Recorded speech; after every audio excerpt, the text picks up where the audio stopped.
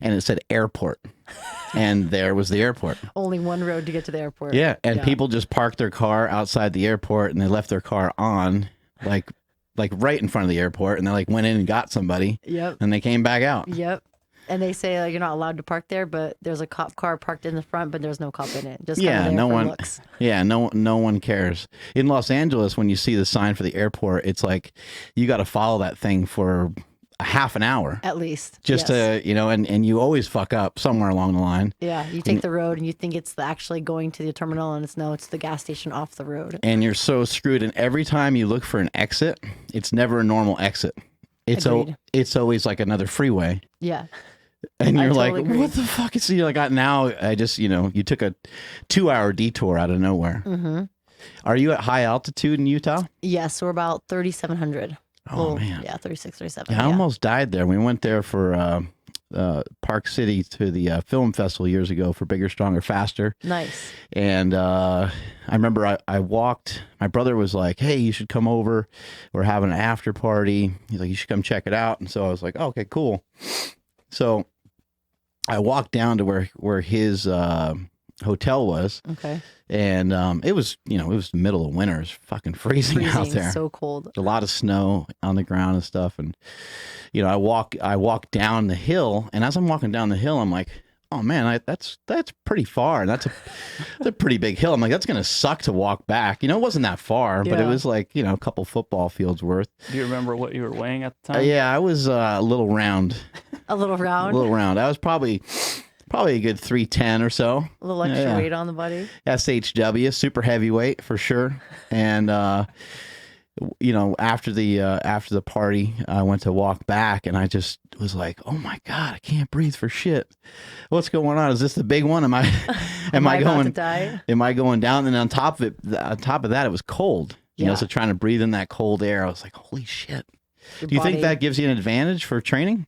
Yeah, that's where regionals will be this year. So I think being at elevation, it definitely will help my body acclimating. If you're not used to it, then you go up to elevation, you start working out, and it starts to feel like you're breathing through a straw. You're like, who took the oxygen away? What happened? I cannot get any more air in my body. It's a little tricky, right? Isn't there's some different things you got to account for, like going from regular altitude to high altitude and coming back down and so on, right? Totally, yeah. So, I don't think it's... In Park City, it could be you're going up to about 6,000 or more, and then you're going back down. If really quickly, that could totally affect your body.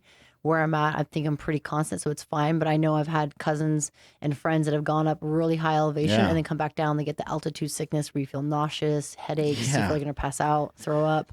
So it's not to the point where I have that, so that's good. You feel awful. I remember me and Jesse Burdick went to Colorado, and we were at high altitude too. And that was the first time I ever experienced it. And I was like, we were setting up some chairs and stuff for a seminar, and I was like, they kept telling me, they kept saying, hey, you're going to be at high altitude. Watch out.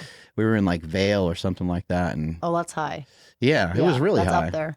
I was dying, but I moved some chairs around for the seminar and stuff and started setting up. And next thing you know, I'm like completely out of breath. And I'm like, what the fuck's happening? And I go to like sit down, and the guy like hosting the seminar, he's like, hey man, just relax. You're at high altitude, because he could see that I started to panic. But the weird thing is there's nowhere to hide. No. The air is just thin. Yeah. Unless you have an oxygen mask that you can like put on you. That's just the way it is. The air is just thin. And so you're trying to figure out, what can I do? And the only thing you can do is just try to figure out a way to calm yourself down a little bit. Yeah, because if you start to breathe faster, then your lungs are doing more work, but then it's like you're not getting any more oxygen in. Right. Then you're like, you start freaking out, and then your mind starts to take over, and then it's like, this is not a good situation. So you have to that happens in CrossFit workouts anyway. Yes, it already happens. Without the high altitude. Yeah. So what do you like about that? About CrossFit or about the altitude? About just intense training like that. I think period. Because I think there's some sort of attraction that people like yourself and people like my boy Ben Alderman over there have to train in that way. Because, for some of us, we just like to lift heavy. Totally. One and done. We like to just kind of hit one big set. And there's other people that like to train and kind of chase the pump and bodybuild. Yeah, totally. There's other people that like to just totally fuck themselves over and get to a point where they're not sure if they're going to be able to take another breath again. And then they like to go deeper into that. Again, yeah. Is there an attraction to that? Is there something that you like about it? I think it's when I first first found CrossFit, when I first like tried it, it was so challenging and so different than what I'd ever done before. I think I liked that challenge for myself, to put myself in an environment that I've never been at, so do something that I've never done, like a snatch or a burpee, and then push myself to see if I can go faster or go a little harder. And it was so challenging and so different that I was like, oh man, like I like this. Like I'm going somewhere where I've never gone before. And as I've done it over the years, there's definitely places you've been before, and there's other places where you push yourself so hard, you're like, I think I might pass out, or I think I'm done with this workout. And then, excuse me, I'm gonna go throw up outside because whatever's in my stomach is not staying there. So I think there's a little bit of craziness in everyone that likes to do something maybe more extreme. And I think people that see CrossFit like, oh, that's pretty extreme, it's different. But I think there's something in us as individuals, at least for myself, that it's like, I want to challenge myself to see if I can do it. If I can, awesome. If not, then I'll try tomorrow or the next month or whatever. Have you always liked stuff like that? I think so, yeah. Before CrossFit, I used to do like trail running, 5Ks, and I loved running. And people looked at me like, you love running? Not many people say that. I liked being outdoors. You're probably like, why would you want to run? No, I'm laughing because Blair Morrison used to come in glistening with sweat. Like he doesn't actually like sweat like normal. He like glistens, and he'd come in just beaming, and he'd be like, what? And he'd have his shirt off and he'd be all ripped and everything. And me and Ben would look at him like, you're so weird. And he's like, oh, I just had a great time. I just did an awesome trail run. And he's coming in to like deadlift and stuff. And he was super strong too. I'm like, this is so annoying. Yeah. You're jacked, you're lean, you're a good looking guy, and you're kicking ass, and you're able to lift heavy weight and everything. I'm like, this is too annoying. He's like, I just got done with a 5-mile trail run. I feel great. I'm like, dude, that's so awesome. gay. I got no choice but to just tell you that it's gay. I don't know. He's like, what's gay? And then he asked everybody in the gym. He's like, is it gay? And everyone's like, yeah, it's kind of gay. You're like kind of out there. Yeah. I think, I don't know. I like the running. I like doing something different. And I think just being able to put myself in a different environment. And I think just the going through the motions of doing something physical and like feeling how you feel afterwards. And not everyone feels the same. And obviously the intensity is different. Right. But I think that does something good for your body. And you're like, all right, maybe I do that again next time, whenever that next time is. You get done with some of these workouts, and when they really wipe you out, like, I know like during it's really hard, but when you're finished, are you kind of like in some way like, fuck, that was awesome. Like I want to try that again. Yeah. You're like, all right, I did it. Like I didn't think it was possible, but I did it. It's like, cool. Like I can kind of do like a little check mark next to that and say, all right, I got that in my portfolio. I did that. Now I want to go try it a little heavier, or I want to try it a little faster, or a different rep scheme or whatever. So it's you get nice. Nervous doing any of this stuff? I think I get nervous with like retesting workouts, because it's like I have a number or a weight or expectation that I hit. I'm like, all right, I want to hit that again. So I think I get a little nervous there, where it's like I put that expectation on myself. And I want to either do a better time or do a bigger weight.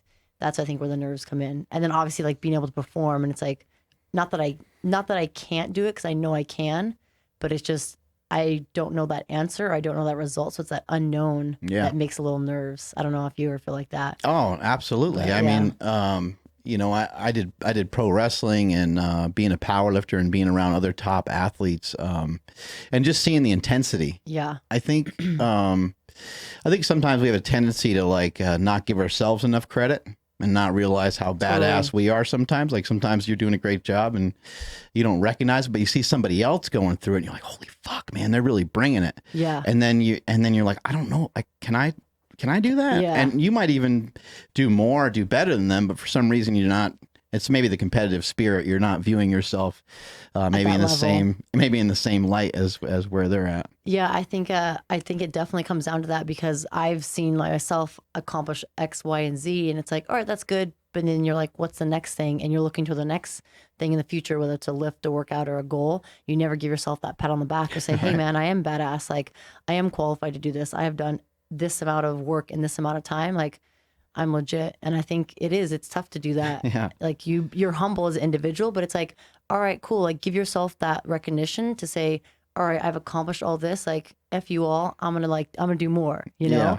So I think it's something that maybe some people struggle with and I struggle with, but I think the more I can give like back to myself, then the more in time I'll be like, okay, yeah, I am legit. I am the badass badass motherfucker out there. Badassery. Badassery. When I go to powerlifting meets, I often will look at the weights they have on the bar, even sometimes just here in the gym, and I'm like, man, these motherfuckers are crazy. Yeah. And I forget that I've done a lot of those things. You know, I'm like, oh, well, okay, it makes sense. You know, Yeah. it's achievable. You can do it, but it's you have to really be in the right frame of mind too. You know, Yes. like a lot of times, you know, if you're not competing or you're not doing something at that very moment, it's different than you getting warmed up and you getting hyped up. How hard is it to compete against some of these other people? And then on top of that, not only is the competition level always raising up, but also you guys end up competing in front of a lot of people. Yeah. That's got to factor into the nerves a little bit too, right? It's interesting because in the environments and the situations I've been in, being around tons of people and having people watch me has never really bothered me or created the nerves. I think it more comes down to, all right, this is the time frame I want to hit, or this is how I want to execute it, making sure I do that to the best of my ability. And I think it comes down to that mental capacity or your mental game and being able to say, all right, I've done this so many times. I've practiced, I've warmed up, I've gone through what I need to do to be where I'm at. And the more you are confident in your mind with what you've done, I think that definitely helps ease a little bit that physical or the nerves or the adrenaline going through your body. And I think like also like telling yourself, all right, I can do this, like positive affirmations or something in your mind that says, all right, I've done this before. I'm going to do it again. I'm just going to do it in a different environment.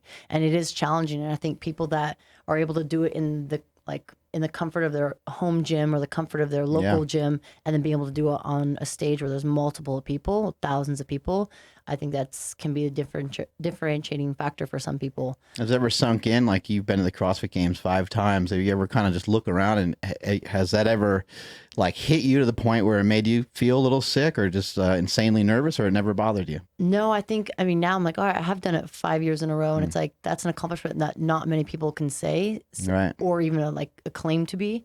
So it's like, all right, like I need to kind of walk around, like have a little more confidence in myself and not think, oh, I'm just like another average person. Not to take away from what people are doing on the average life, not negating that at all. Yeah. But it's like, I'm not the average person because of what I've done through my life up until this point. But it's like, all right, give myself that little like fluffing of feathers, because I need it almost, whereas other people maybe don't need it. Right. And I think that has helped me. That will help me going forward. Yeah. When it comes to ego, I think everyone uses the term ego as a negative. Yeah. And people they'll say, oh, you know, somebody's real humble, and they say it as if that's a great thing. And yeah, of course, like you don't want someone like flashing stuff in your face, but you kind of need an ego. Yeah. Like Jeff Bezos, the guy who owns Amazon, he needs to have something. Like he needs to understand that he's special. He needs to understand that he's different. Yeah. Rich Froning needs to understand that he's different. You know, like, I mean, you just look at some of these athletes, and everything they do is a little different. Totally. I mean, even just the way he walks across the field, it's like you're kind of like, who is that? You know, even if you didn't watch a lot of CrossFit, you'd be like, that guy kind of stands out. Yeah, or something Matt, about that person. Yeah, stands Matt out. Frazier. Like you just kind of know he's a badass, and he's got to know it. Otherwise, he's not going to be able to prove it. Yeah, exactly. You need to have some of that, right? Yeah, you need a little bit of that, like swagger in your walk, or just swagger in what you're telling yourself to say, hey, like I have done this, like I deserve to be here, and I'm going to continue to be here in whatever form that is. A lot of that's got to come from the training. Yes, that's where the confidence is built up. Do you do anything kind of outside the box? Do you do anything that's like specifically, maybe quite a bit different? Like, do you, run a little extra, or do you do extra reps, or is there something that you do that's maybe a little different? I would say in the beginning, before CrossFit, I would run. That was something like I did a lot of running. And as we've done training throughout the years, more running. You writing this down, Ben? Ben's powerlifting coach, Mark Bell, who knows nothing about CrossFit, used to tell him to run all the time. That's awesome. It's true. And he would never run. Never run. Oh man. You're the only person. We got to get him out there running. Yeah, and I think that's what, at least for me, that was something a little different. And now leading up to it, I think you're doing the training, and everyone's doing the training in the gym, allotment of hours. But what are you doing outside? Like, are you reviewing the film? Are you thinking about the situation that you're in? And I tend to be someone that's like, all right, I do things a methodical way. Like you tell me to do something, or I say I'm going to do it like this. I have to follow exactly that plan. And then recently I've worked on, maybe deviating from that plan. That deviation is actually going to be beneficial, because it's like, if I have to do this way, what if something happens where I don't know, a rock falls in my place and I can't run over that rock. I need to go around it. So my path needs to change. It needs to kind of be evolving as I'm going, whether it's in a workout or my training. And so I think that's something that I've done recently, trying to work on with my coach. And it's helped. Who's your coach? Alex over there. Oh, Coach hey Alex. now. And Ben. Well, actually, so both of them. So we actually brought on Ben recently to help build my legs getting stronger, but not only just in strength, but just overall in terms of what I'm doing for training. So I'm excited to have both of them on the team. I've known Alex since like 2012. He's helped me since then. He's programmed and coached me since then. And then we've known Ben since 2013, so like 5 years now. And so it's cool to be able to see what I've done up until this point, but also add into what I'm going to do going forward. And I try to take like 1 year at a time, 1 month at a time with what I'm doing versus trying to get ahead of myself. And I think it's important that people set goals, future goals, like long-term goals, but also short-term goals as well. How do you think CrossFit ends up with similar champions often? You know, at least so far in about 10-year time span that it's been around. They are, you know, constantly varied movements. They have had, probably in the history of the CrossFit Games, there's probably been 100 or 200 different exercises thrown at people, all different kinds of swimming events, throwing a softball. I mean, there's been all kinds of tests, crazy things, but yet we've had some repeat champions. How do you think that's happening? The first one I think of is Rich, is he won it 4 years in a row. And I remember reading his book and growing up. I personally think it's rigged, just for the record. Okay, go ahead. I think I look at like his lifestyle and what Rich did. He was, if you think of CrossFit, like constantly varied functional movements at high intensity, he was doing that long before it ever was actually CrossFit or there was a name or title. Bring up a picture of Rich Froning. He's got the best pecs. He's got the best pecs in the game. I mean, I ain't afraid to say it. Those bouncing pecs. I remember, at the CrossFit Games, he ran by, and he was just like going from like one event to the other. He wasn't competing. He was just kind of almost like running through the crowd, which was kind of weird because he's, you know, the GOAT, right? And so seeing him run through the crowd, it was great to see all the women with their broken necks just watching him. Like it was like a Baywatch reenactment for them with his chest muscles bouncing up and down. They were just like, oh my God. Thought they were all going to pass out. Yeah, they're just like falling over as he walks by, runs by. I think, he's been doing it for so long, and I think he's such a good mover. I mean, you've seen him do tons of thousands of repetitions over and over and over, and his consistency in his movement and in his training got him to where he was. And he squats really well. Yeah, whether he's doing like a clean or any of the movements that he's doing, that involve a squat, he's so efficient at it. And Matt Fraser's the same way. Yeah. And I think, again, like before they even got into CrossFit, Matt was doing weightlifting. Yeah. And it's like the repetition, really good of movement. Weightlifter. Yeah. All that time under their belt, I think, set him up to a good position to what they do, to do what they want to do. And I even think of Ben Smith, like he's been in the game almost for years. I mean, he's a machine. He's amazing. But it's like, he still won. He didn't win back to back or didn't win multiple years, but it's like that amount of time under your belt and the ability. He's been there for like 10 years or something, right? I think 10 years now. Yeah. It's just amazing to see. And I think that creates a solid foundation for them to be in that position where they're constantly winning either back to back or having repeating championships. So running has been utilized in MMA. It's been utilized in boxing forever. You think running just provides like a good base for you to rely on for some of these longer workouts, and maybe perhaps running 10 miles maybe doesn't make a ton of sense because maybe you're not asked to do it in competition, but maybe it makes sense because it helps you recover from your workouts faster? Yeah, I totally think running is a huge component. Not only like myself coming in from a running background into CrossFit, I think that helped me create a good base for the longer workouts. And I even look now, whether you're doing short interval runs or long chill runs, I think that's going to help you be in a better position, not only to recover. Long chill runs. As in like easy I never runs. heard that. I never heard that before. Yeah, so those long chill runs, again, everyone's going to be a little different, but like 20 to 30 minutes or even 40 minutes, maybe not 10 miles, but if you look, for example, if you look at Sam, like she used to do long runs, like, and her ability to do anything that's aerobic, long distance, like running, rowing, like she crushes it. But look at her background. Like she has had a number of years doing either of those biathlons. She's jacked. Yeah, she's amazing. She's an awesome athlete. And it's like, all right, she's created that huge base with all of that. So I definitely think running is a component that you can incorporate into your training. Obviously, depending on what training you're doing. But I think it's really important for letting your, like, one, getting a full body workout, but also putting your body in a state where it's like you're trying to keep a sustained pace for X amount of minutes.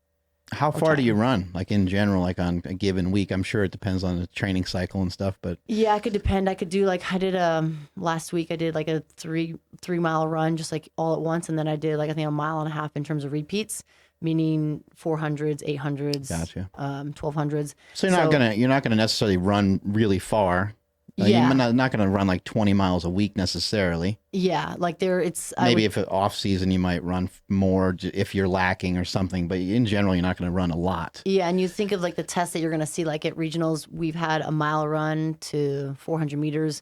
So anything within that time frame, I see you want to train for that. But it's like after regionals, the running could be more. It could be 3 miles, 2 miles. So it's like, all right, we need to do longer durations, and it could be 2 miles, but like split up. Like last year was a mile, then a swim, and then a mile run. So I think not only for training it benefits you, but also what are the tests and what are they going to possibly test us at?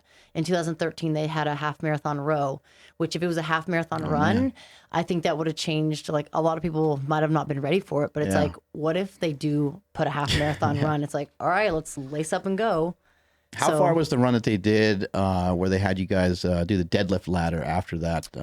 That was, I think, is it 10K? I think 10K, like 7.5. Oh, okay. I think something like that. Yeah. So that's pretty brutal. That was gnarly. And it wasn't that the distance was gnarly, but the trails, like going up and down, like sliding on your butt down the rocks and the dirt.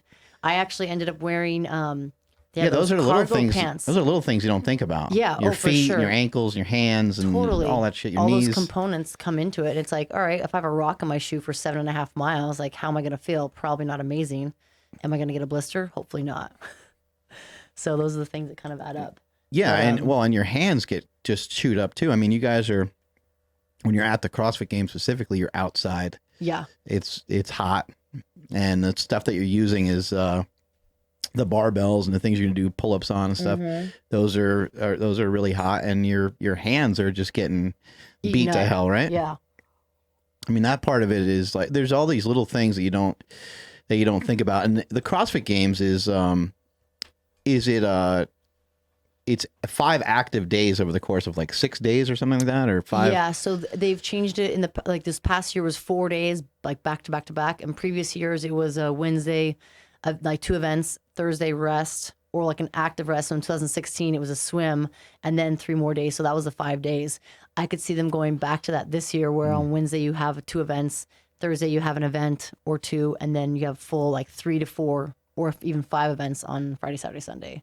Seems like it's got to be extremely mental. I see when the Open comes out, I see everybody wanting to retest, and yeah, it seems like a huge mental battle. How do you make sense of when to really push and when to pull back? When to decide to do a retest? How do you decide to do some of these things? I mean, obviously you got coaches and stuff too to help, but yeah, I think if you look at the environment you're in now, like the Open, for example, the 5 weeks we just finished, it's like you have 4 or 5 days to do the workout. So you totally could retest it. If you do a great job and you have a great score, you don't need to redo it.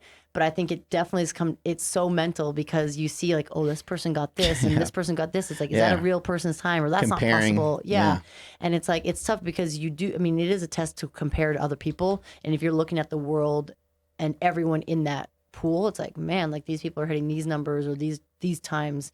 You have to think, all right, is my important priority at this moment to be the best that I am right now? Yes, I want to be good, I want to be primed, but I would rather be in a better position to make sure that I'm ready for regionals, to win regionals, place top 5, and then continue on the games. And obviously the games, like being the best position. So I think mentally not getting so wrapped up in it. And it's hard, like as much as I say it, like I catch myself saying, all right, cool, well, this person got this. It's like, how the heck did they get that? Like, that's impossible. They didn't do that. It's like, maybe they did.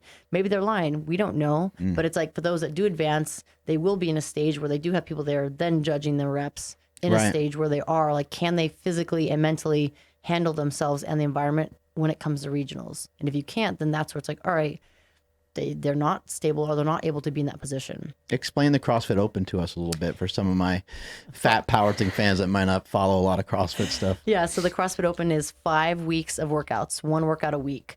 They'll be released on Thursday afternoons, and then you have until Monday afternoon to complete the workout. So, for example, it could be some gymnastic movements like toes to bar, burpees. It could be a barbell movement like a clean or deadlift.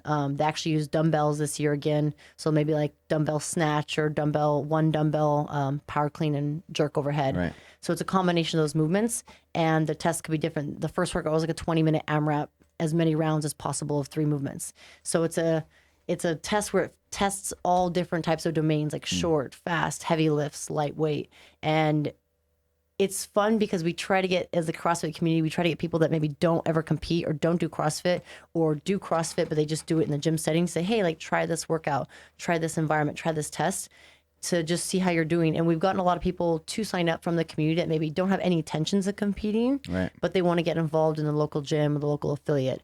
And that's great. Then you have people that do want to compete. So for people that maybe don't know what CrossFit is, it's cool to kind of introduce, hey, like, for those that maybe want to test their scores or times against people that do compete, they get to be in that environment, which is like really cool. 200,000 people or something that compete, Yeah, right? I think this year was close to 400,000 or a little over 400,000. That's yeah. insane. So it's definitely getting bigger in terms of each year, the amount of people have signed up. So I think it's growing out there. I think CrossFit's trying to reach out to the people that maybe don't have any interest in competing, but just say, hey, like this is a fun event. Let's do it for the community. Let's do it for the box. And then I think there's like that friendly competition. Now you between can one look another. online and you can see like not only where you rank in the world, but you can see where you rank in your country, where you rank in your state, and even Exactly. like down to like your city and stuff, right? You can go, Yeah.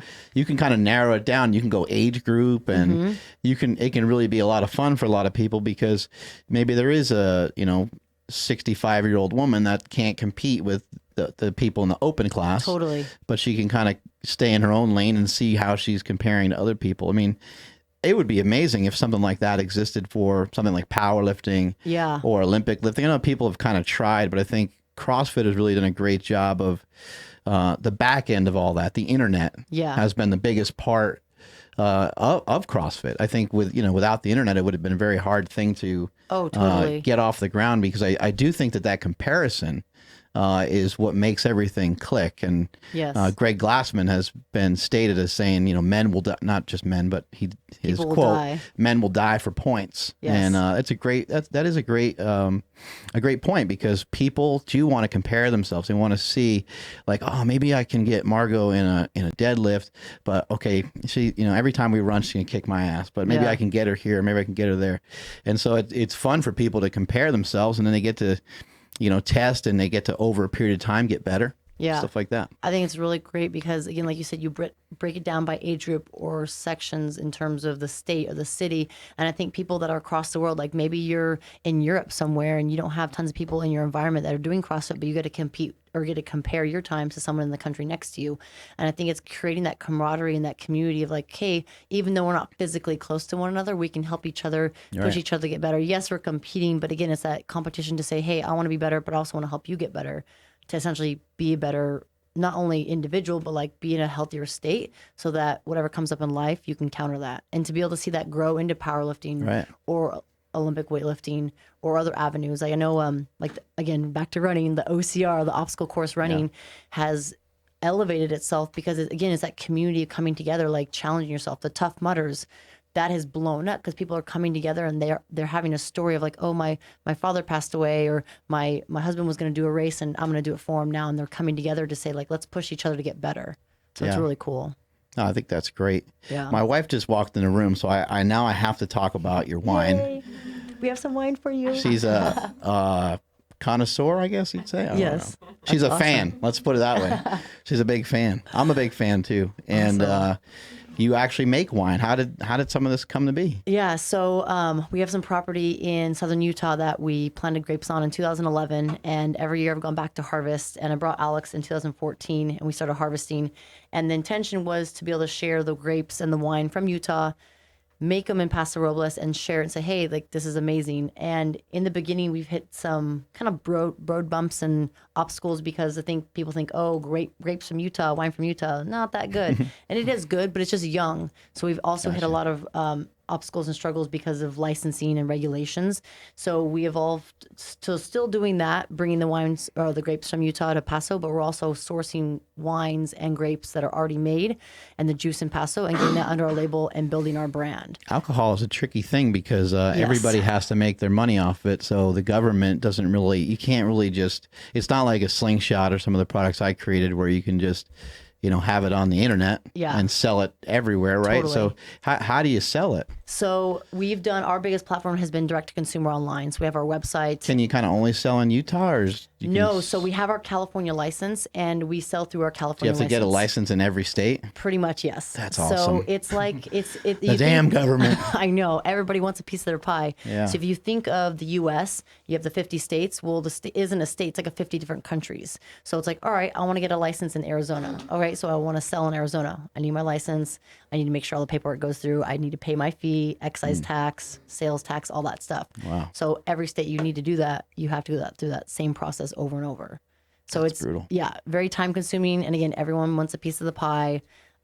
We've been working on different avenues and routes to get it in and sell it. So the biggest has been direct to consumer online. The next has been actually, we're looking to get it into Vegas. And we talked to a wine director there. He likes it. He wanted to bring it in. So now we're working with a distributor to get it in.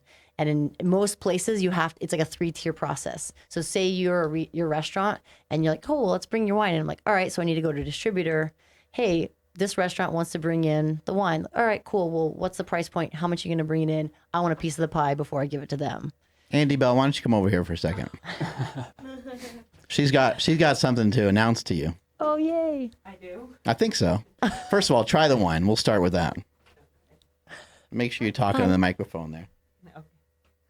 What is this? Taste So test. yeah, so this one it's called the Goat. It's a blend of Petit Syrah, Tannat, Petit Verdot. Oh, it's really good. Yeah, I'm glad you like it. And it's actually has a picture on the goat, but we want to do greatest of all time, kind of an acronym, but also play off of literally a goat on the label.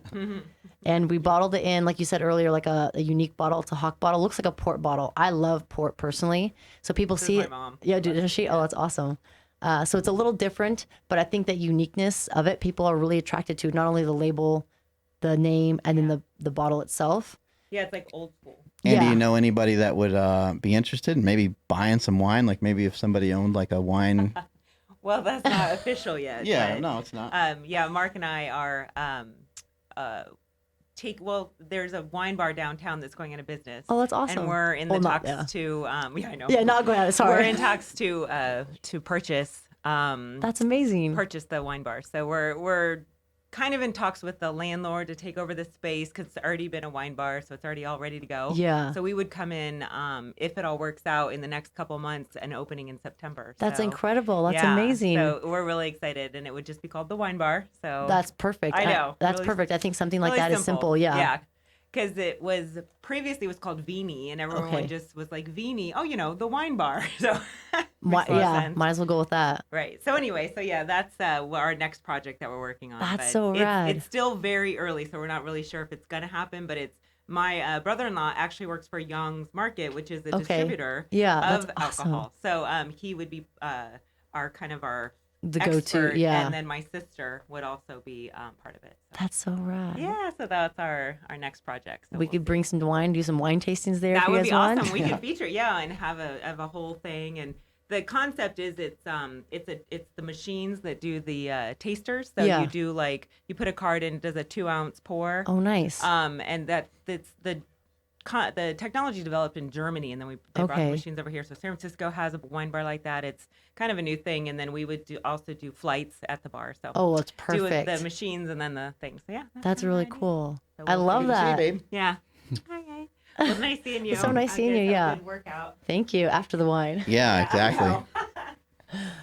Yeah, That's I thought so you'd like that exciting. little fun fact in there. That is cool. I love it. How are you mixing in the wine with all the working out? So we, yeah, probably people, ask about that. So we actually been kind of incorporating as part of our lifestyle piece. So we created an online wine club, but we're not doing just a wine club. You think of people out there that wineries and places that already have a wine club set up. So we're thinking, all right, let's create some fitness and some wine. So being able to kind of club those or marry those two together and have that as a package to get out to people and share, hey, like you can work out, you can work towards your goals, and you can drink a glass of wine at the end. Yeah, you And can I have think, some fun. Yeah. exactly. And I think a lot of people in the beginning, they think, oh, I'm training and working out, I can't drink, I can't have any fun. And they need to make sure they're cutting anything out of their diet like that. But it's like, no, like it's something that's Right. going to help you recover. It's going to something that's going to help you relax at the end of the day, and creating that lifestyle piece of training hard, enjoying yourself, and enjoying a glass of wine, I think is Also, too, if you're gonna drink to the point where you get drunk, well, that's when the decision making skills aren't so great, and that's when, that's when you can run into like eating stuff that's way off your diet, and like then, a bag of Cheetos. Yeah, exactly, just crushing a bag of Cheetos, or being like, oh, you know what, fuck it, I'm gonna go in the gym and I'm gonna tear it up. I'm gonna retest. Exactly. Like, oh, I feel great right now. Yeah, that wouldn't be a good idea. But Let me do yeah, some handstand holds. having a few glasses of wine, I've been able to lose 70 pounds recently, and That's amazing. 100 pounds total. And the whole time, I've been having, not every day or anything like that, but I have glasses of wine here and there. I've points in my training where I cut it out more. Yeah. And I got points in my training where I Have more drink. of it? Yeah, I have more of it. Yeah. Yeah. Exactly. That's great. So, I think a lot of times people, what I'm trying to share with people when it comes to like diet, nutrition, when it comes to training and all these different things, is you do have to be disciplined, especially if you're behind, then you're in a tough spot. You're Yeah. going to have to really have some hardcore discipline for a while. Definitely. So that you have some really good willpower to rely on, so that you're developing these really strong habits. That you Yes. can always kind of, no matter whether somebody says, hey, it's my birthday, have a piece of cake, you can say, it's not for me. Now, some people will say, abs aren't built in a day or this or that. But I think when you're behind, I think that's when you got to make the decision, I'm not doing that for a little while. Let me Totally. build these habits. Let me be stronger. Mm-hmm. And then I can mess with that later when I'm Yeah. feeling better, when I feel like I'm in a little bit better shape. Yeah, I think that's 100% true. And like you said, creating that foundation in the beginning, yes, it must be challenging and it might be hard to do that in the Yeah, it'd beginning. be really hard. Yeah, but it's like if the more you can do that, and if you're in an environment where people are supportive and they're understanding versus like, oh, come on, have the piece of cake. It's like, hey, bro, like, give me a break. But if you are able to do that, then that's going to set you up for a better position a month, 6 months down the road. So that, all right, cool, I'm going to have a glass of wine, or I'm going to have a piece of cake, or I'm going to have 2 cookies or whatever. Right. Giving them that ability to say yes or no. And I think that willpower, I think it's huge. And again, it comes mentally like, all right, I'm going to say no. But then in your mind, like, oh man, I really want it. Like, I deserve it. I went to the gym. It's like, yes, you did. But let's, again, lay that foundation in the beginning. So then later on, you have that flexibility. where Isn't you it have crazy that how ability. quick we are to talk ourselves out of something? Yes. You're Yes. like, I'm doing this and I'm going to start doing that. Tomorrow I'm going to start implementing that. And then as soon as you wake up, it's gone. Yeah. Like whatever that thought was, you wanted to lose weight, you wanted to get stronger, you're going to really work on your squats, you're going to really work on this or that. Then you get in the gym and your knee kind of hurts and your brain's like, fuck that. Yeah, we got a I'm different, out. yeah, we got a no more. totally different plan. How do you combat that? How do you battle that? It's a great question. I think it's something that if I'm not really feeling, I'm like, you know what? Like, let's just take it like not necessarily 1 minute at a time, but let me just focus on one at a time. Like, I'm gonna come in here, I'll do the warm up, and you're literally, you can be your own worst enemy because it's like your mind's telling you one thing, but then you're like, oh, I know I need to do this, or I know I want to do that, and I think just taking it little bit by little bit and not placing expectations or holding yourself to the flame. So it's like, I have to hit this number, or I need to do this. It's like, I hey like man, that. like, let me just go in and do what I'm doing. Like, if whatever I do is maybe not 100% of my 1 rep max, but it's close to it, I'm putting in some effort and work that's actually going to help me get better for next time. And that I'm doing something that I wasn't even going to do. It's like, at least I did something. And we were actually talking about it the other You're day. saying all the right things to please your coaches over here. They're like, yeah, that's right. Fuck yeah. And again, I will admit, like, it's so much easier to say and to repeat it and tell people than to actually do it and follow through. And there will be days where like that are better than others.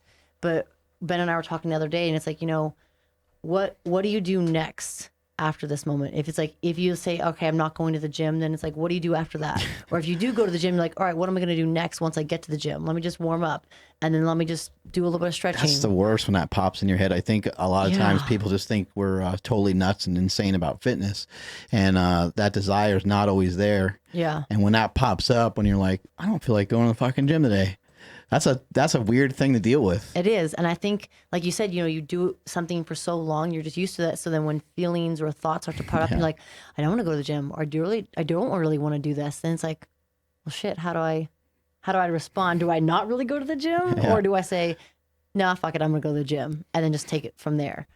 And I think you have to look at other scenarios and situations. And I think something that I've tried to establish is like, in my mind, it's like, all right, I'm not just a CrossFit competitor. I'm more than that. And I think just telling myself, if I'm just one thing, then it's like I'm leaving all these other like pieces of the pie out. And it's like, I want to be able to do multiple things in my life. And I have up until this point, and I will continue to it.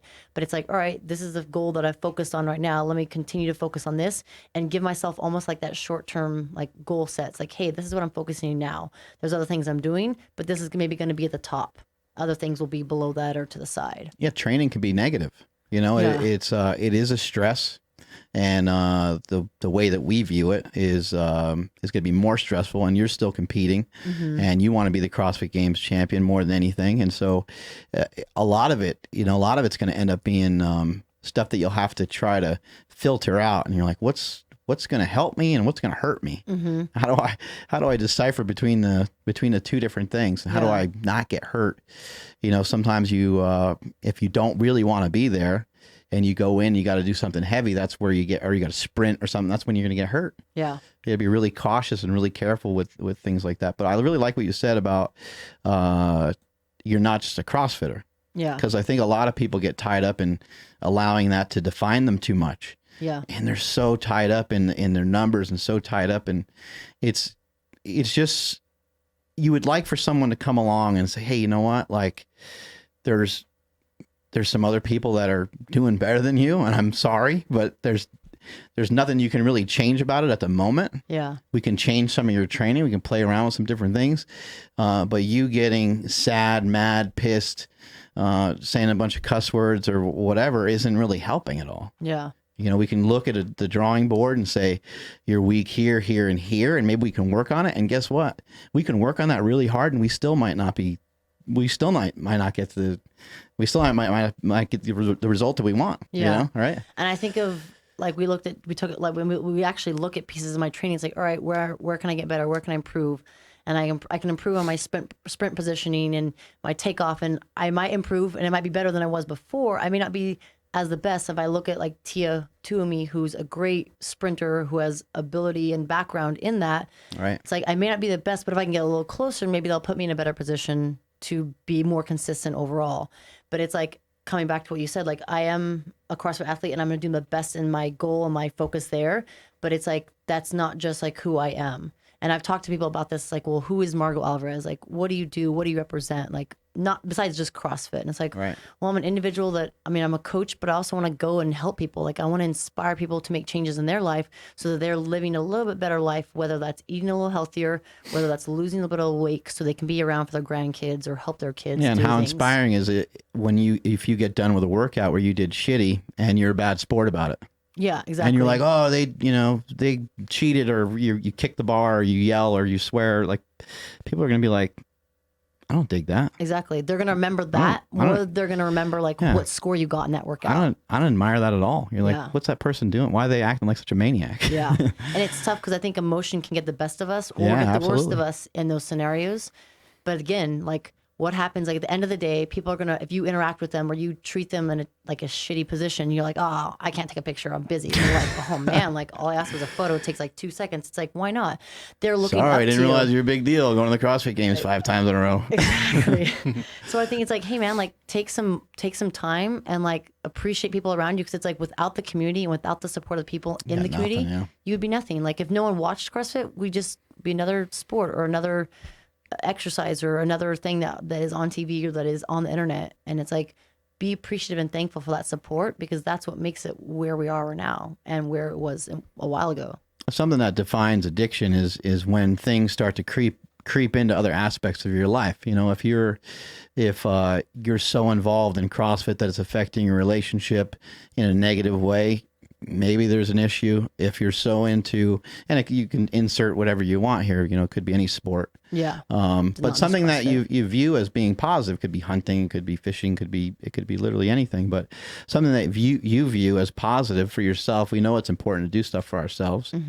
And we know that fitness can be healthy. Yeah. But at the same time, if it's taking time away from relationships, family, and it's just starting to pull on too many different things, it's kind of pulling you apart.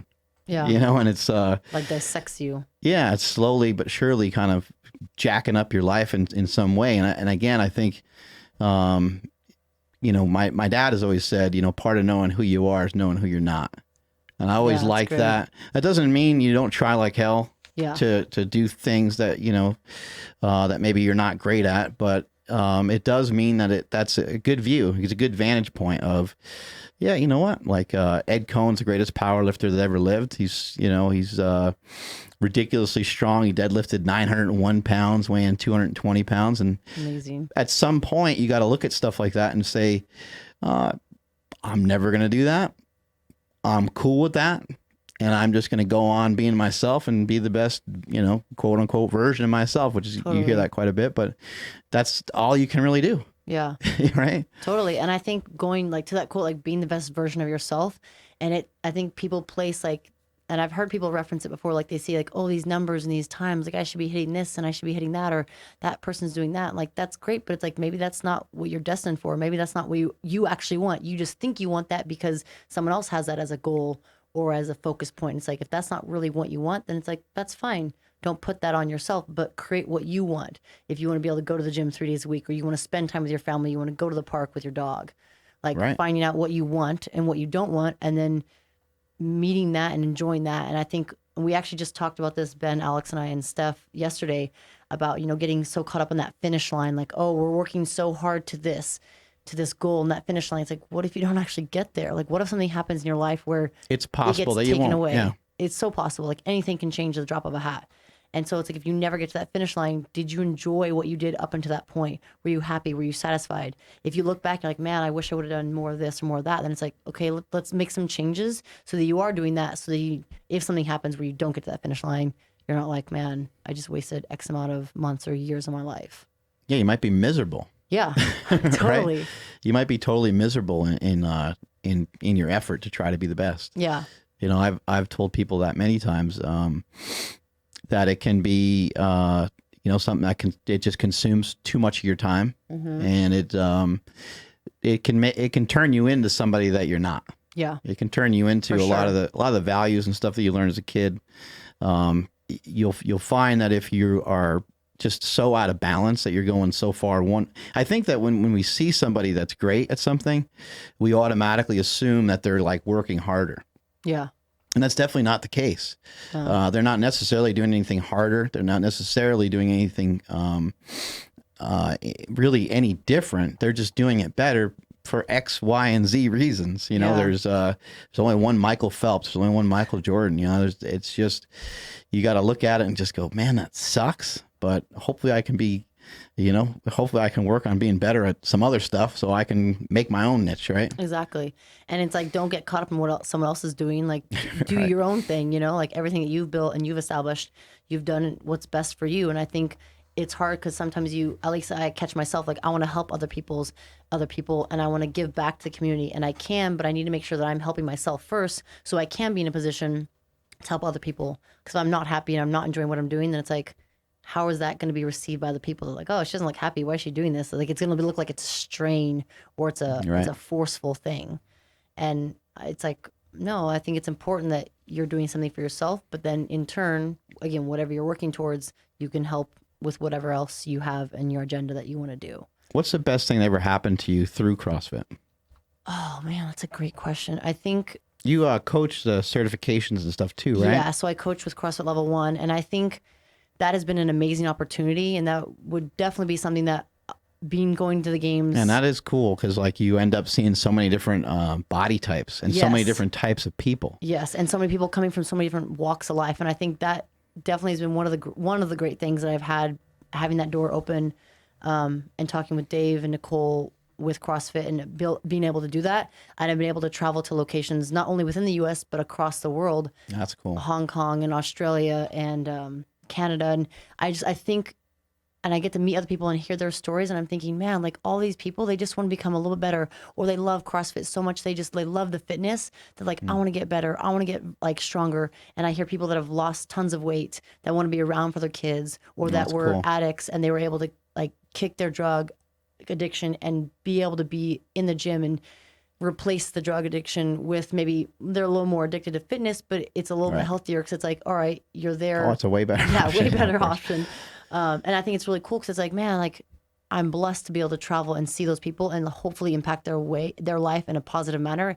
And anything that I can share with them to help them like with their life is awesome.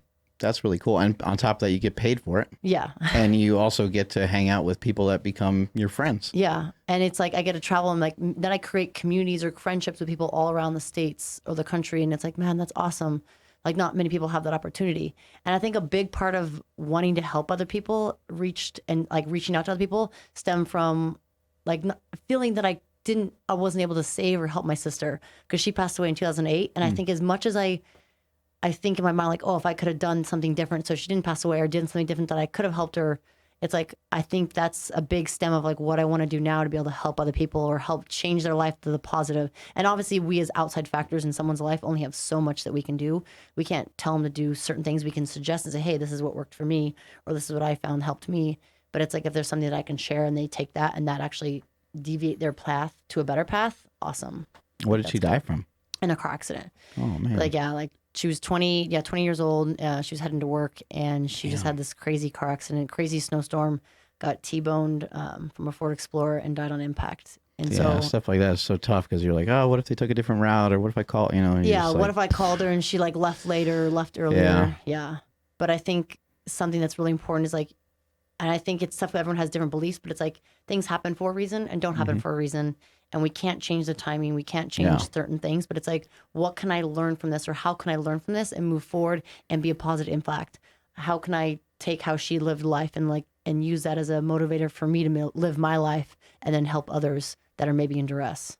Yeah, that's the way I've always viewed it too. I've had a lot of people die and that are in my circle, and having my brother pass away years ago, it was kind of the same thing. It was like, my brother was addicted to drugs. He's also bipolar and stuff. So he didn't, a lot of things I remember about him are negative, unfortunately. But the things that I do remember about him that are positive, I was like, you know what? I'm going to try to take on some of those characteristics, take on some of those traits, and have those traits kind of live on. Yeah. That's all you can kind of do, No, totally. And I think that's being able to do that, like that's something that not many people have out there. And I think you as an example of that, and people seeing that like, hey man, it wasn't the best environment or the best situation, but it's like you turned it into that. And I think people can see that as like, oh man, like I'm going to do what he did.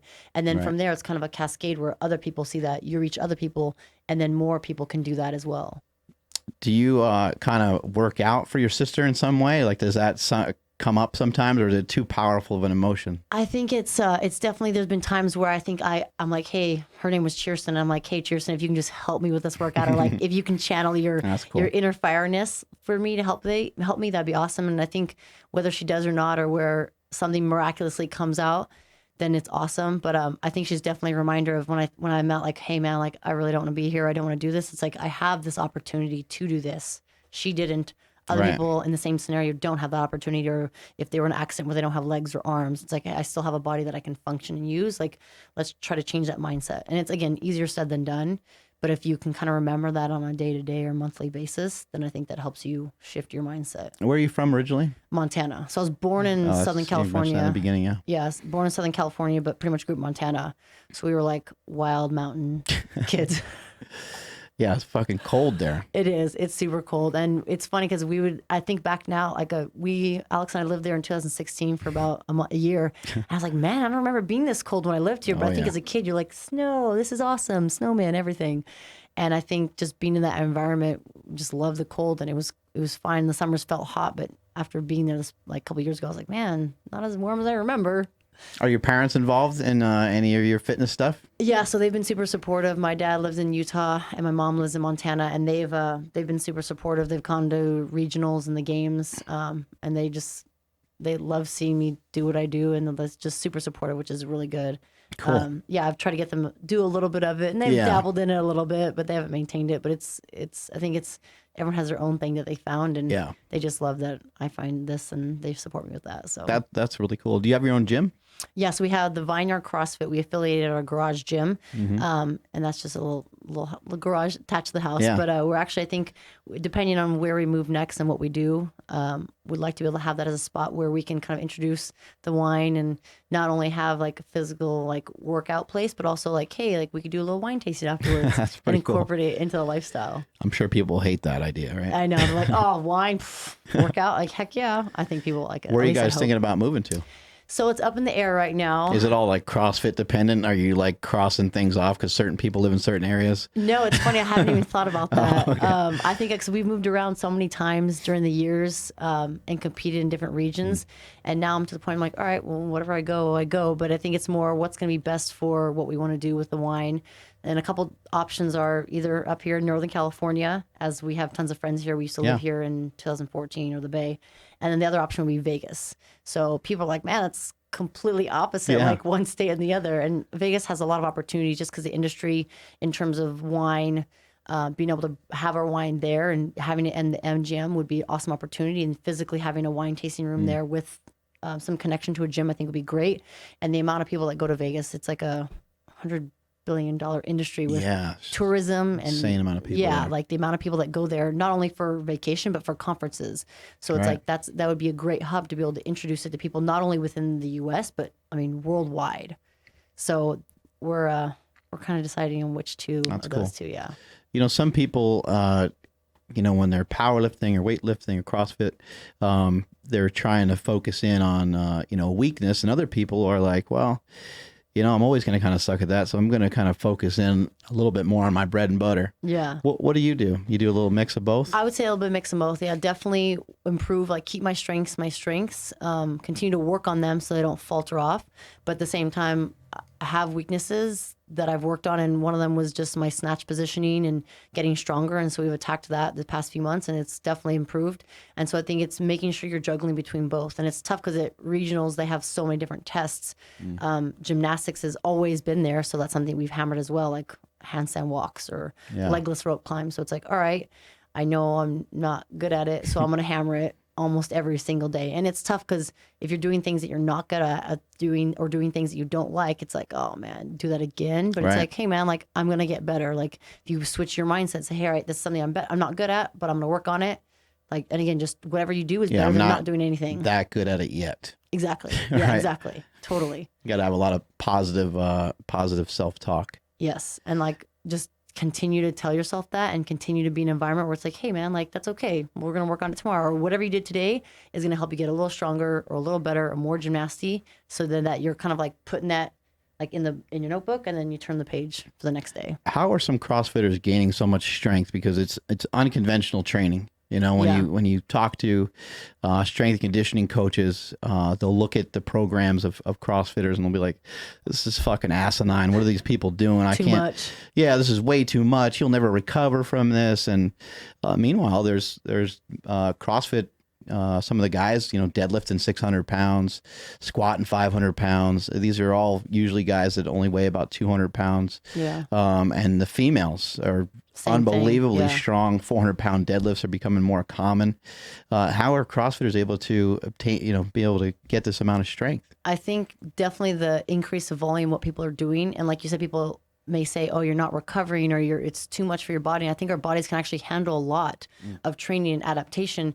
And it's, yes, recovery is important, but making sure it's not just the rest of recovery, but also eating, make sure you're getting enough into your body. And I think there hasn't been much research or any research in terms of CrossFit and how long it's been around. Like you think of when did we first start seeing the .com workouts, like 2000 to 2018. So it's 18 years compared to people that have been lifting or weightlifting for decades, almost maybe even centuries. You don't really need much of a study because look at, the guys are impressive, but we've always seen guys with some muscle on them. We've always seen guys that are strong, but it's the girls are really the most impressive. I mean, you haven't seen that for so long, and now you're slowly starting to see that increase. And obviously, with CrossFit becoming more popular, then you're seeing more people go into the weightlifting, more people go into the powerlifting, which is awesome because then it's building that sport and those sports, and building that attraction to that. So it's like, it's almost like it's never been tapped into. So everything that we're seeing is like, oh, this is crazy. What are they doing? It's like, well, they haven't really done it before.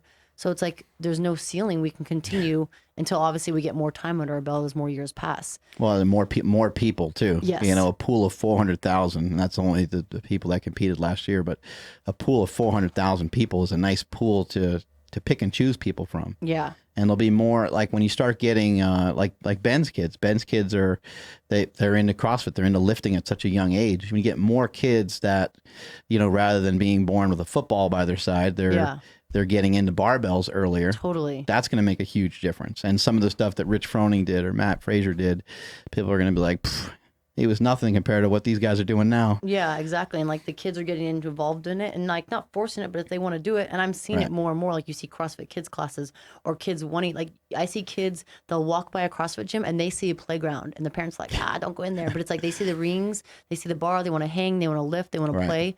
And I think cultivating that environment, you're going to see a shift over the next few years. A lot of parents are like, oh, you're going to get hurt. Yeah. And it's like, what about the playground with the rubber floors that you fell on and knocked yourself out of breath? Like, what were those? Like, I mean, I remember playing on those and swinging from that, and that was okay. But now it's in a different setting. Like, oh, careful. Yeah. It's like, well, you want them sitting on a couch eating bonbons and playing video games all day? Like, that's probably a little unhealthier than going to the gym. That sounds like a great time. I know. Right? I want to sit on the couch and eat bonbons. How do you eat? What's your eating like? So I'm not super restrictive to what I want. I know for me, I'm looking at more my macronutrients, like how much protein I'm eating, how much carbs I'm eating, how much fat. So it's pretty much all right, cool. I'm gonna have bregs. I'm gonna have eggs and like bacon for sausage. You've been doing that a bunch. You've been mixing words together. I kind of like that. I think I get so excited in my mind, and I'm like eggs and bread, bregs. Yeah, that's like a new thing. Bacon and eggs though, bregs. Yeah. Like an example of bregs would be French toast. Right? Bregs. Give me some bregs. They just look at you like, what did you say? What is that? That's French toast, you dumbass. Makes sense. What, I got to spell it out for you? Oh, that's hilarious. I definitely do that a lot because I get so excited. I'm like, oh, all these words at once. But yeah, so I'll have I almost said bregs again. For breakfast, I'll have like eggs and bacon or oatmeal and English muffin. It's like, I know I need to be eating X amount of food. So it's like, all right, if I want a hamburger, I'm going to have a hamburger. If I want fries, I'll have fries. But it's like, I'm usually, all right, for dinner, I'm going to have steak, chicken, or fish. And I need some sort of protein or I need some sort of carb. So it's like, all right, sweet potato, or rice. I want some greens. So I'm not super picky. I know a lot of people have like regimented, like I'm going to eat this at this time. And this is what's worked for me. When I first started CrossFit, I got into that paleo diet and I was like, oh man, this is great. Like I'm gonna eat tons of fruit or tons of protein, tons of fat, no carbs. And then as I got interested in competing in CrossFit, I was like, I'm gonna do more volume, I'm gonna work out more. I'm gonna eat one sweet potato a week. And it's like, oh, that's not gonna work. It's like, shit's falling apart. Yeah, like literally I would work out and get a migraine. And so it was like all these exercise induced migraines. I was like, I have fly vision, I can't see, like this is not good. And so changing my diet, cutting back the amount of fat and adding more carbs in was like, all right, this is better for me. And obviously everyone has a little, and it's crazy because nutrition I feel like is like the black hole. Like there's so many different things. People get so mad too. Yeah, it's like, oh, you can't eat that. It's like, well, yeah, you can, or like I shouldn't eat that. It's like I could say, hey, I drink milk, and they're like, you should drink milk too. It's like, well, I shit my pants when I drink milk. I'm like, okay, so maybe you shouldn't drink milk. Yeah, maybe that's not a great idea. Yeah, let's cut the milk and cream out. And so it's been, again, I've noticed like the one thing I do need to make sure of is if I'm not eating enough, then I feel crappy the next day. I'm a little tired, lethargic. My maybe workouts don't go as well because I don't have enough fuel for my workouts. And people are like, oh, you're doing too much. It's not that I'm doing too much, but it's like I'm doing an X amount of work. My body's used to that work because I've adapted to that over years. But now I need to fuel my body for that work. If I'm going to do 2 Metcons a day and 6 hours of training, I need to make sure I'm eating enough protein, eating enough carbs, eating enough fat to recover. Yeah, and you have to kind of train yourself too out of being too fragile, you know, because sometimes,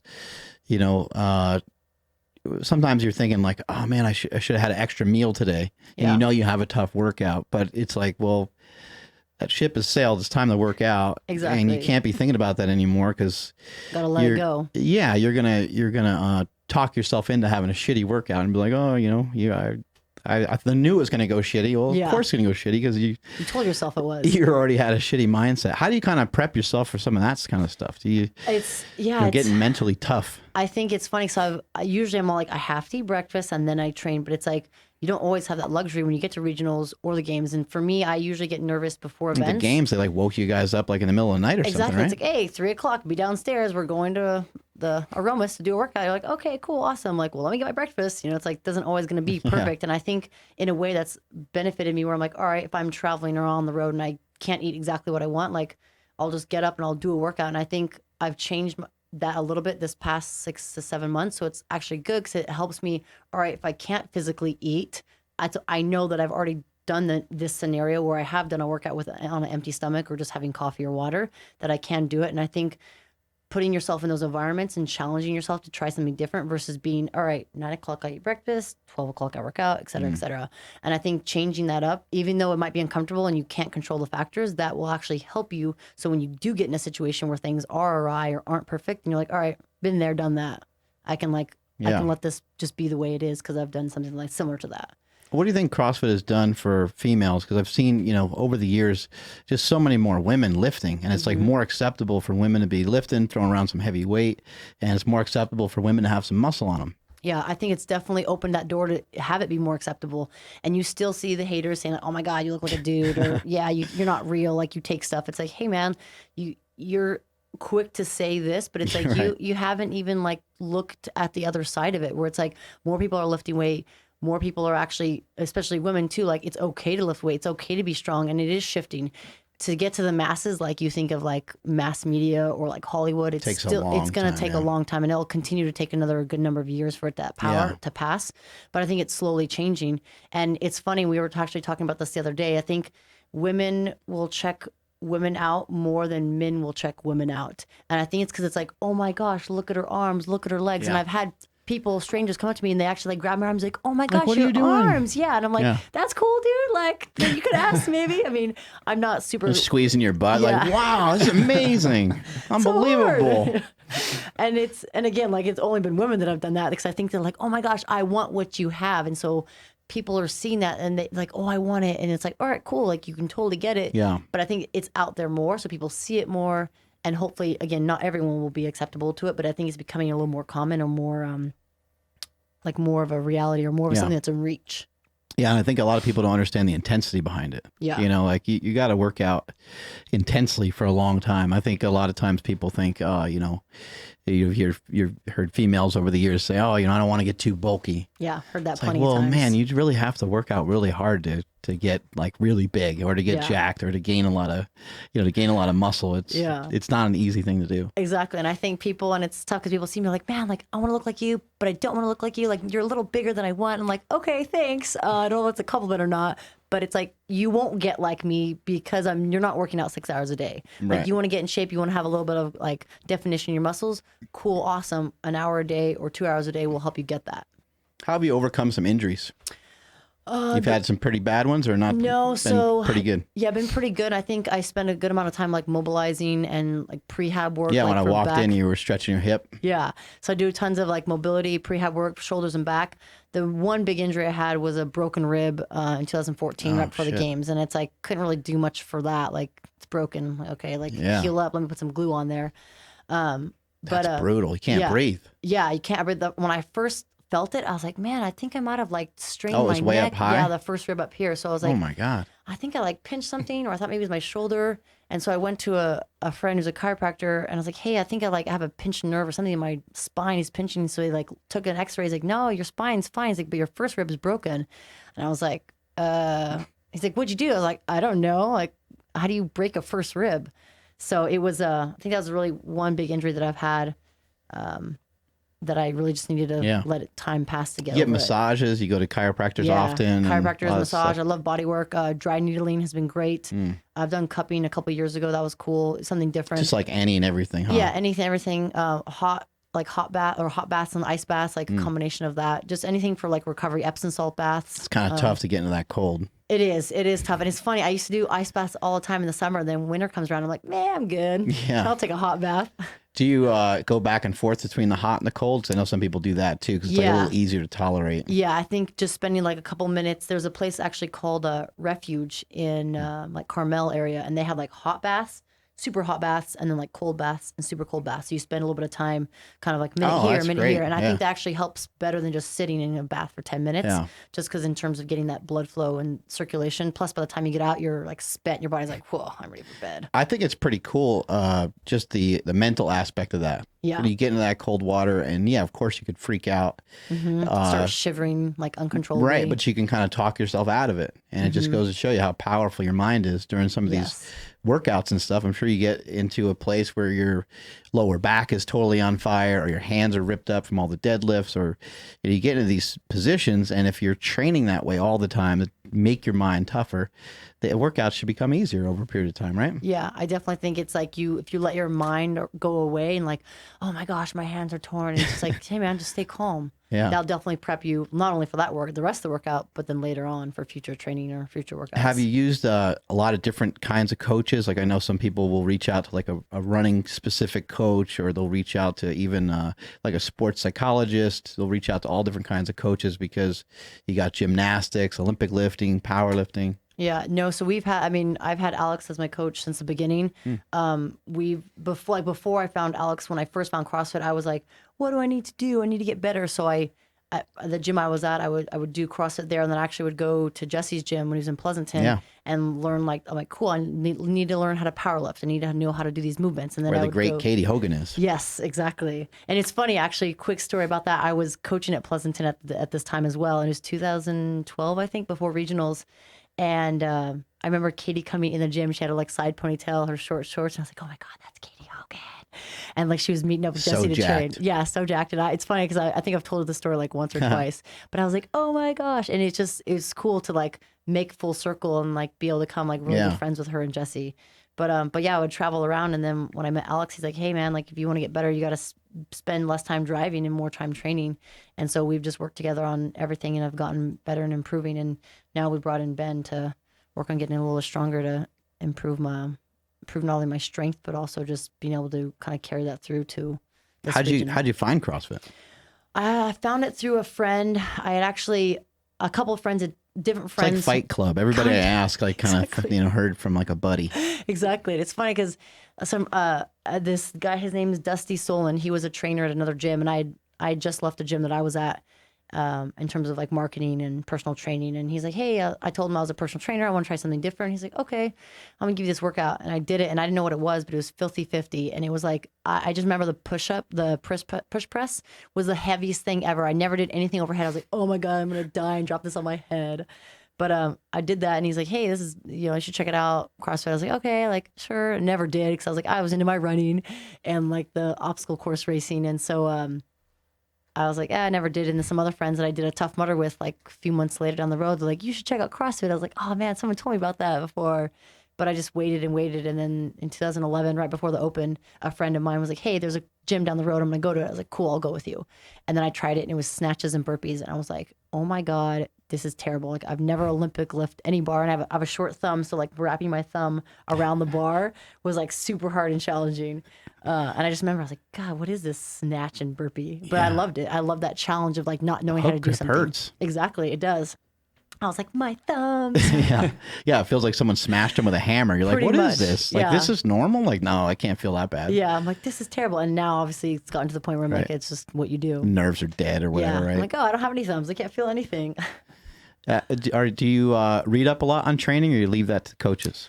In the beginning, I did a lot of reading, and then it's kind of stopped for a little bit, but it's like, there'll be articles that I'm intrigued at, or if I'm like, I want to learn, I need to research more. And Alex and I will talk a lot about stuff. And he's done tons more reading than I have.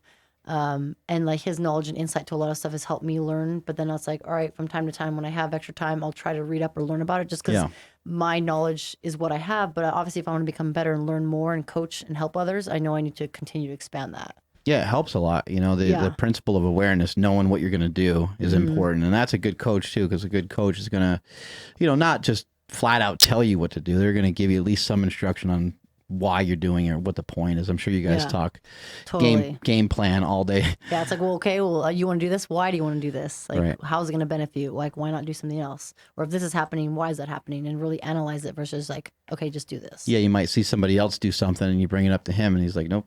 Yeah.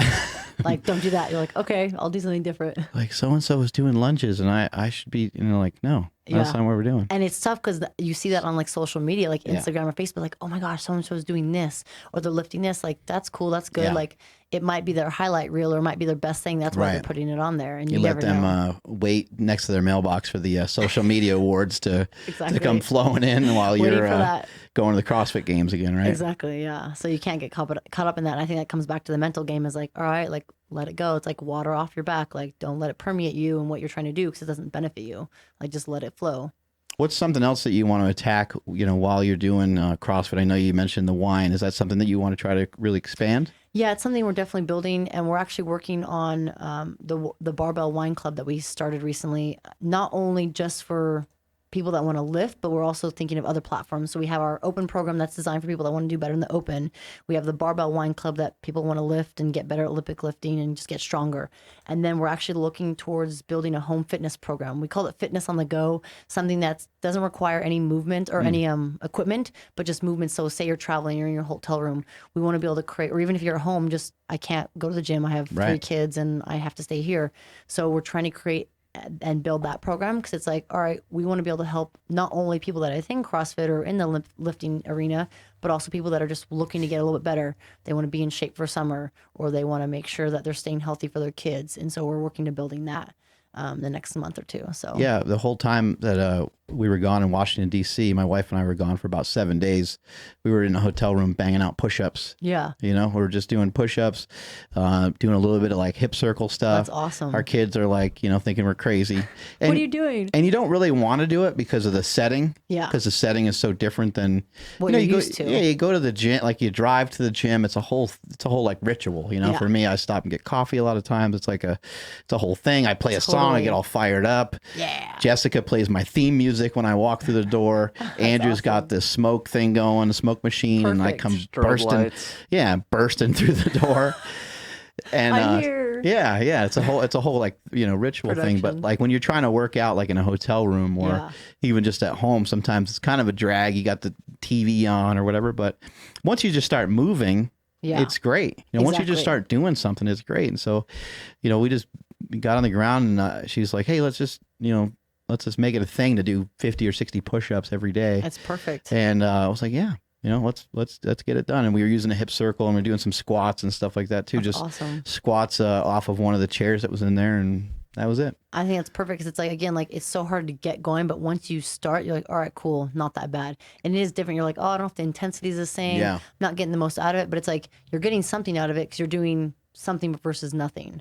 Right. And I think it's like, all right, the more we can expand that and reach other people. I mean, if you look at YouTube and you look at the amount of people out there that are just putting out videos and content, it's like people are out there like scrolling, spending hours or days on whether it's YouTube Yeah. or social media looking for stuff. It's like they may not physically go to a gym, but they're like, hey, this quick little workout's gonna help me like get my butt a little perkier or my arms a little more sculpted. Awesome. Let me do it. So Yeah. it's like the more we can create that and hopefully put together a package for them and include wine with it, like Yeah, the that's better. cool.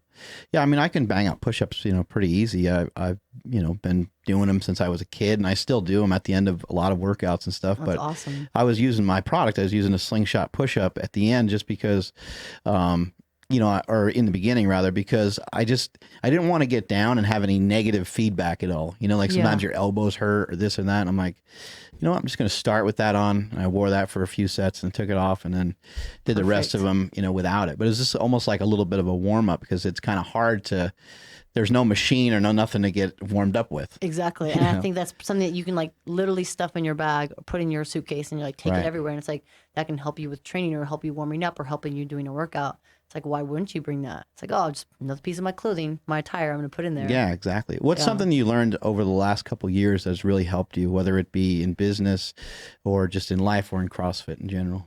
I think putting yourself as a priority and like doing what you need to do for yourself. It's tough because at least in what I've Everyone's done. like, man, she's selfish. I know it's tough, and it's like I mean, people would say this, and I would say like I am probably one of the least selfish people out there. Like I'm always, how can I help someone else? Like what can I do for someone else? What can I do to help elevate what they're doing? And that's great. But it's like, if you want to reach your goals, you have to cut out things that maybe aren't benefiting you. You have to give yourself a little more time. Say, hey, like traveling 5 hours a day isn't helping me. Like, how can I minimize that? Like, how can I cut out either things that are sucking my energy or sucking my time, Right. and or people or situations or an environment that are not helping me. If someone's around me and sucking my energy dry, and it's like, man, I can't be around this person anymore. It's like, unfortunately, as much as they may be a great friend, like I need to be able to Right. cut them out, or I need to be able to spend less time with them so I can do what's best for me. And it's hard because sometimes those people may be family or friends. Right. It's so hard. You're like, oh man, I don't want to do that. But if you want to elevate yourself and help yourself grow, whether it's your business or your goals, personal or professional, you sometimes have to do that to put yourself in the best environment. So it's the best cultivating Yeah. place for you to grow. I see a lot of people. I talk about it often. People being behind because they're not like preparing for anything. So for you, and talking about kind of making sure you're taken care of, a lot goes along with that. A lot of preparation. You don't just work out. You don't just randomly go to the gym at random times. You train, and you're training for something very specific, and you need to think about your food and your like, where's my food going to come from for the day? Hydration. Do I have this prep, that prepped?